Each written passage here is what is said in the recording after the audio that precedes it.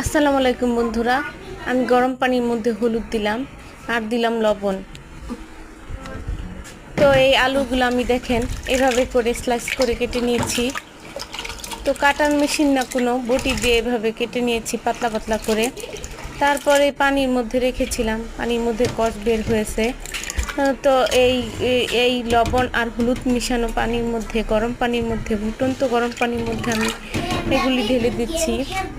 তো পানিটা হাত দিয়ে এভাবে ঝরিয়ে ঝরিয়ে, না, এগুলো করা যাবে না। তো আমি পানি ছেঁকে ছেঁকে এই গরম পানির মধ্যে দিচ্ছি। তো একটু বলক উঠলেই সাথে সাথে আমি একটি চাটনির মধ্যে ঢেলে নিব, যেন বেশি সিদ্ধ না হয়ে যায়। এই ধরুন বলক ওঠার সাথে সাথেই, তো এইভাবে আমি ঠান্ডা করে নিলাম আলুগুলোকে পানি দিয়ে ধুয়ে। এখন আমি যে পাত্রে আলু আর আলু শুকাতে দিব সে পাত্রে একটু সয়াবিন তেল ঢেলে এভাবে মিশিয়ে নিচ্ছি, লাগিয়ে নিলাম আর কি পাত্রটির গায়ে, যেন শুকানোর পর লেগে না যায়। তো এইভাবে ছড়িয়ে ছড়িয়ে দিয়ে দিব সাথে সাথে,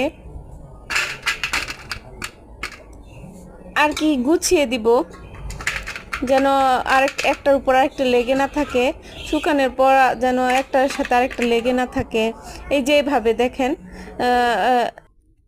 আর আমার ছেলেটা তো দেখেন মোবাইল নিয়ে কি দুষ্টামি শুরু করছে, কোন সময় থেকে মোবাইল নিবে আর গেম খেলবে, মোবাইল নিয়ে দৌড় দিছে। এই যে আমি এইভাবে আরেকটা চালনি নিয়ে ওটাও শুকাইতে দিতে পারি, এটাও দিব। ওই যে